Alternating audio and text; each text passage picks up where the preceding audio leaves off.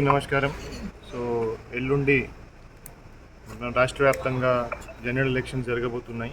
So general ఎలక్షన్స్కి అన్ని చోట్ల అన్ని పోలింగ్ బూత్ వద్ద పటిష్టంగా బందోబస్తు ఏర్పాటు చేయడం జరిగింది. మన జిల్లాలో మొత్తం 1510 పోలింగ్ స్టేషన్స్ ఉన్నాయి.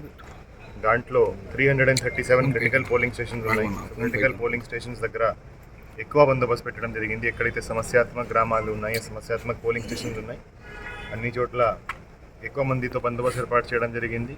అదేవిధంగా సెంట్రల్ ఆర్మ్డ్ పోలీస్ ఫోర్స్ను కూడా పెట్టడం జరిగింది.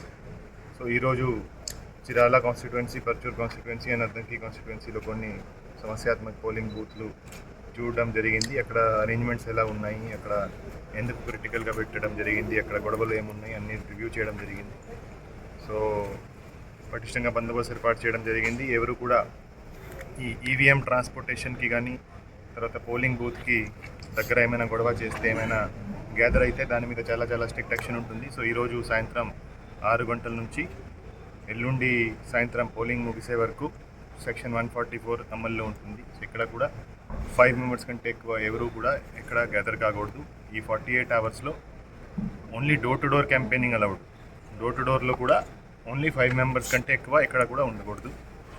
ఏమైనా దాన్ని వైలేట్ చేస్తే దాని మీద చట్టపరమైన యాక్షన్ తీసుకోవడం జరుగుతుంది.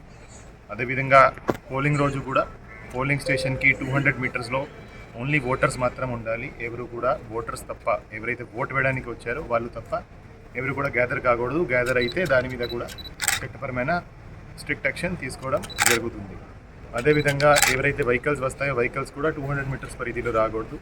ఏమైనా క్యాండిడేట్ తిరిగి పోలింగ్ ఎలా నడుస్తూ ఉంది చూడాలంటే వాళ్ళకి 3 వెహికల్స్ మాత్రం పర్మిషన్ ఉంటుంది. 3 వెహికల్స్ కంటే ఎక్కువ దాంట్లో వాళ్ళు